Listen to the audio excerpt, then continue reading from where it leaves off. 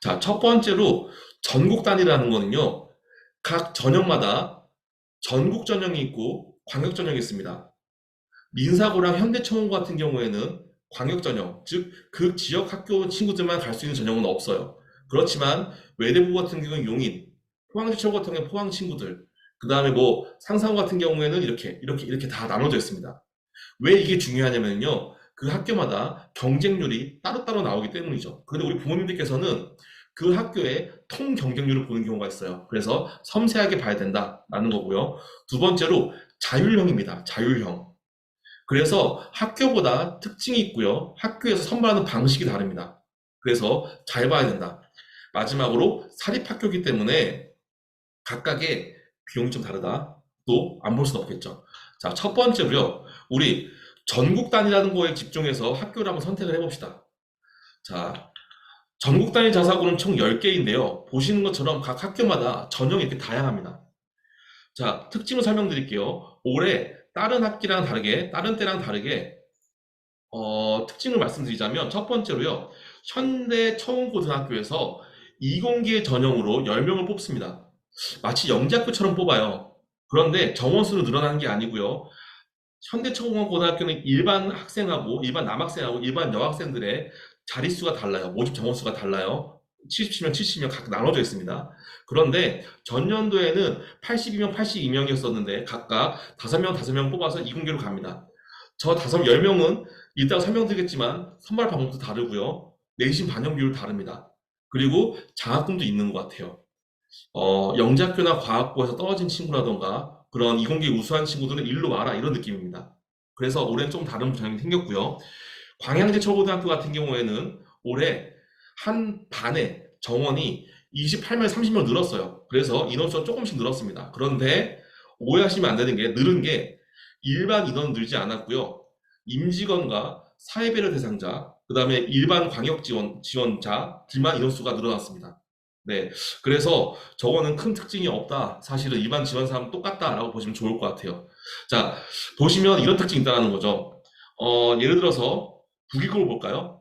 천안 북일고 같은 경우엔 전년도 경쟁률이 0.98이구나 라고 알고 계시는 분들이 많아요. 그런데 들여다보면 이렇습니다.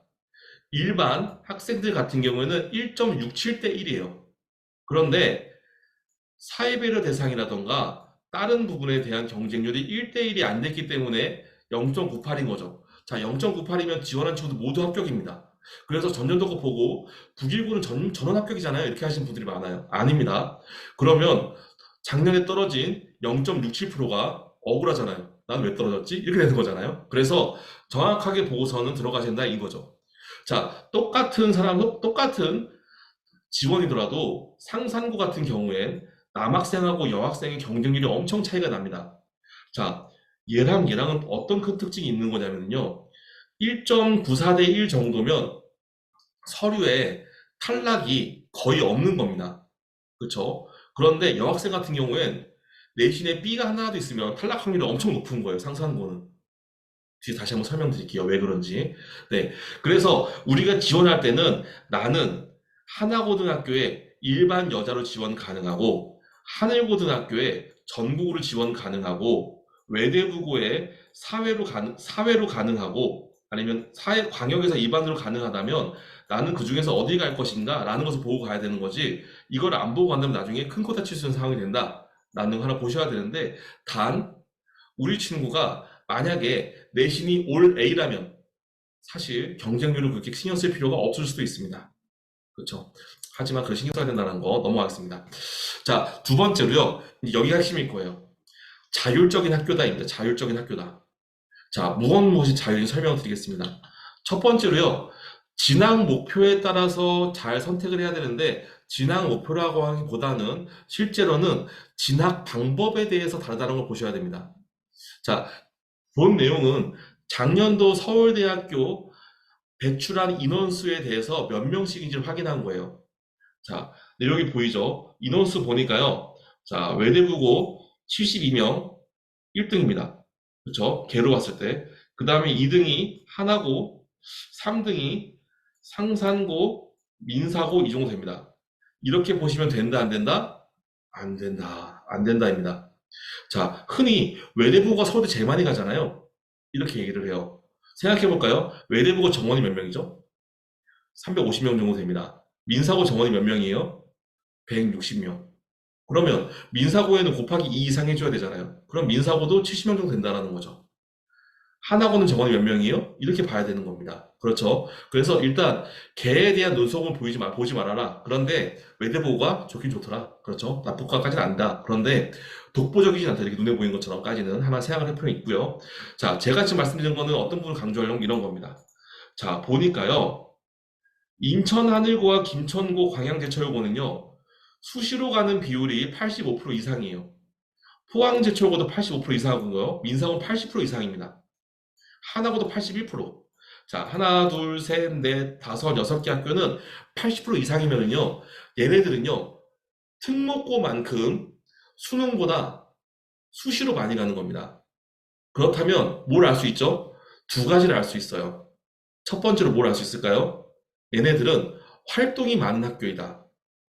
그래서 얘네들은 수능 경쟁력을 키우는 것보다는 다양한 활동을 해서 학생부 종합전형으로 가려는 전략을 세운 친구들한테 유리한 학교이다라는 겁니다. 아셨죠? 자, 두 번째로요. 어떤 걸 알 수 있냐면 학생부 종합전형이 재수생들이 많이 갈까요? 수능이 재수생들이 많이 갈까요? 학생부 종합전형에서 재수생들이 덜 가겠죠. 다양성에서는요. 내신하고 출결만 보긴 보는데 그것도 다르다라는 거죠. 그래서 비교해 볼게요. 자, 1단계 내신 출결 여기에는 내신을 각 학교마다 다르게 봅니다. 자, 특징을 말씀드릴게요. 첫 번째로요, 학기별 반영 비율이 달라요.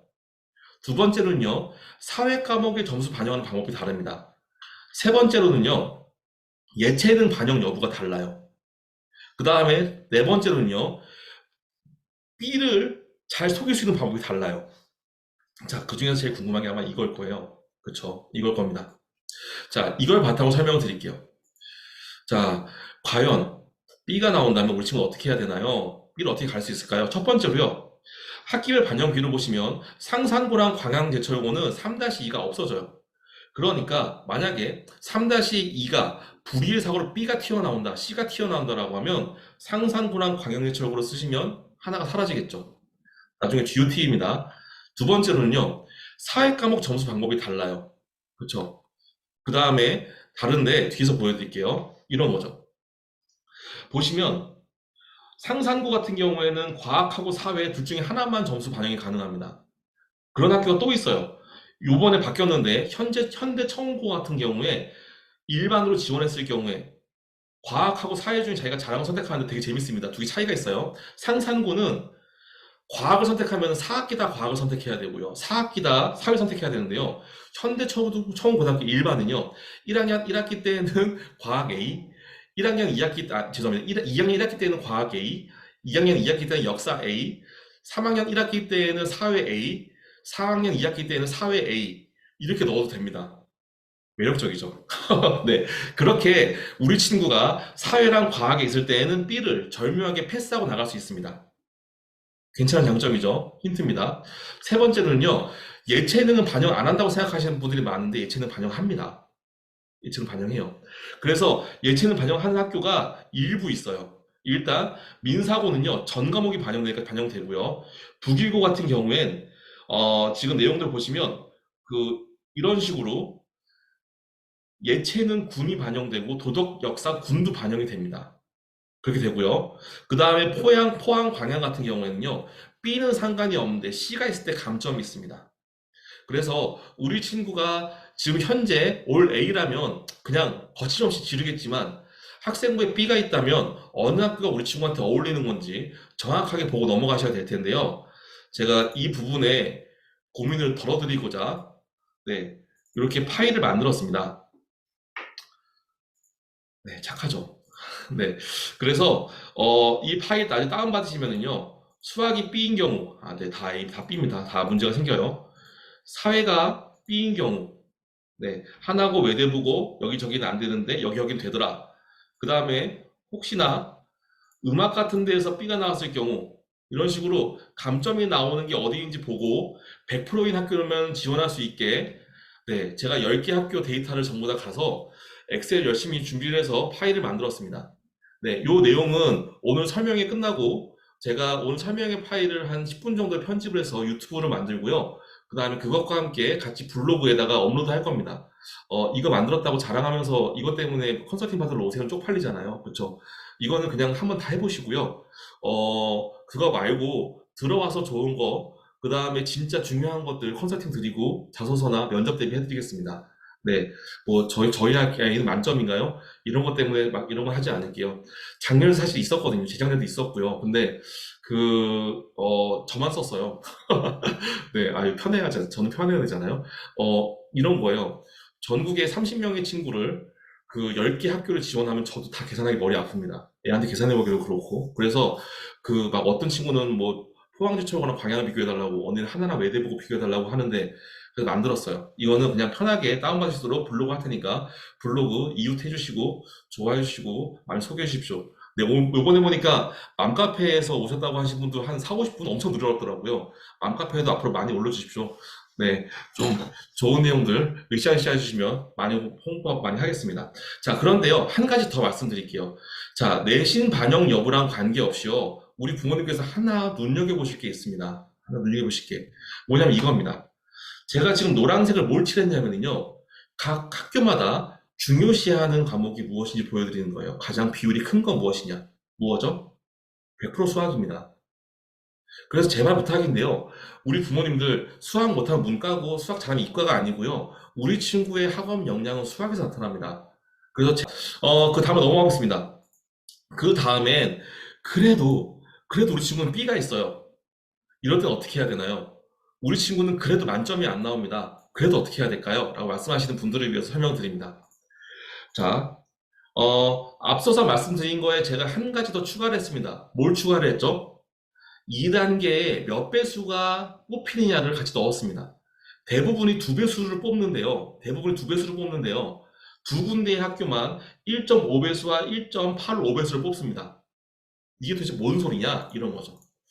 자, 만점 커버가 안 된다면요. 우리가 1단계를 만점은 안 했지만 어거지로 들어가서 면접까지 갈 수 있는 학교가 어딘지 째려봐야 되는 거죠. 어디지? 이렇게. 자, 설명드리겠습니다.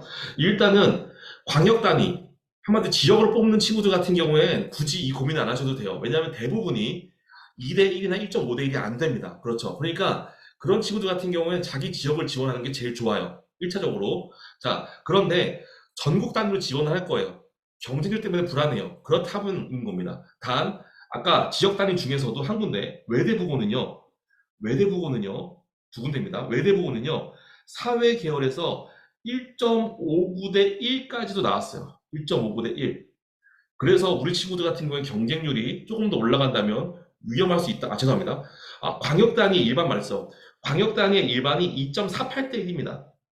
그렇다라는 건 면접까지 두 배수가 가니까 0.48%가 떨어진다는 거예요. 0.48%가 아니죠.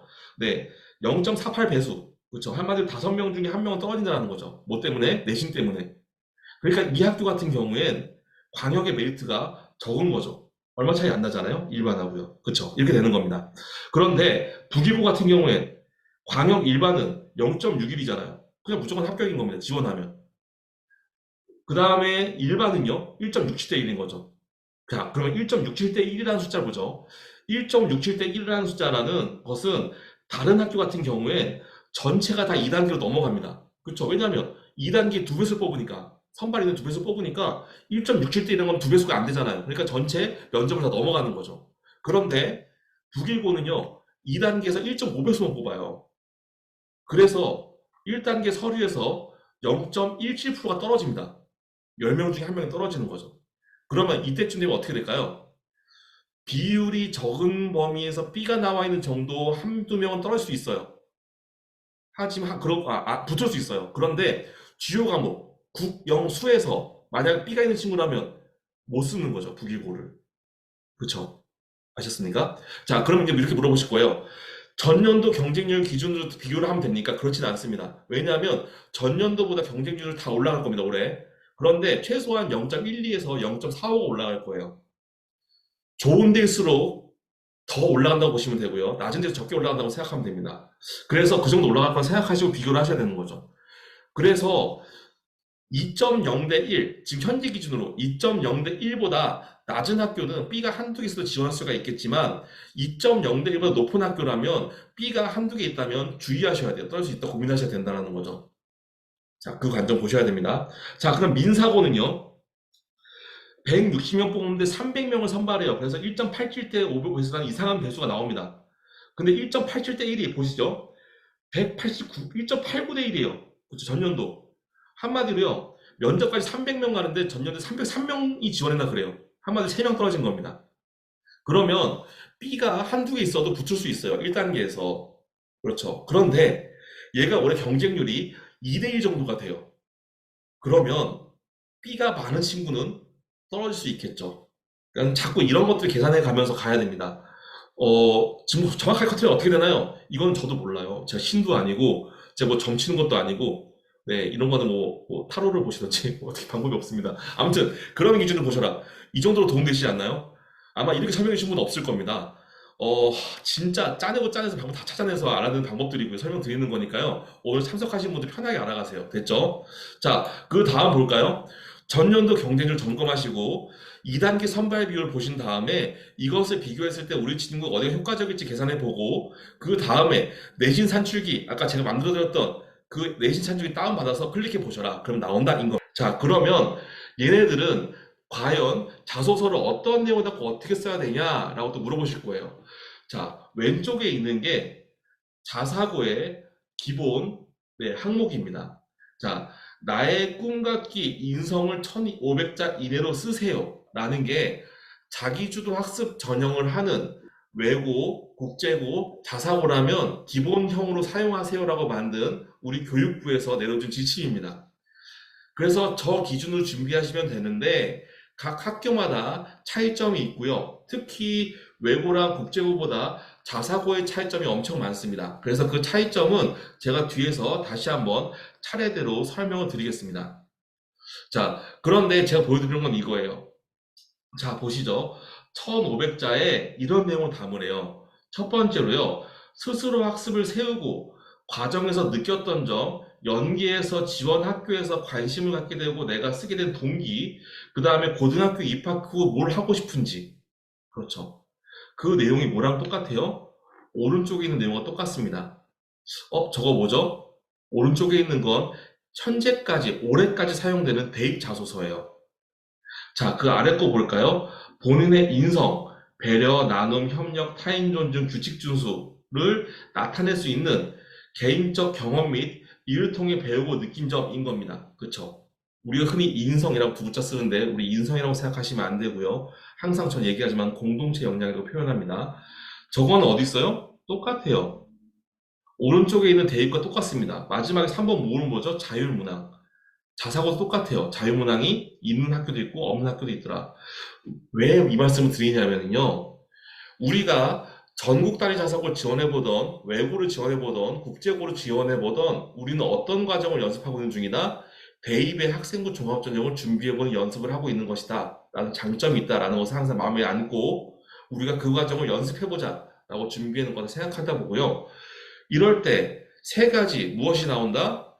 지원 동기 및 진로 역량과 학업 역량, 공동체 역량 이렇게 세 가지를 생각하면서 자소서를 쓰면 되겠다라고 생각하시면 좋을 것 같습니다. 자, 그러면 그것은 어떻게 해야 돼요? 네, 방금 전에 올라왔는데요. 2024년보다 대입 자소서 전면 페이지인가요? 맞습니다. 네, 맞습니다. 그래서 내용부터 사용 안 합니다.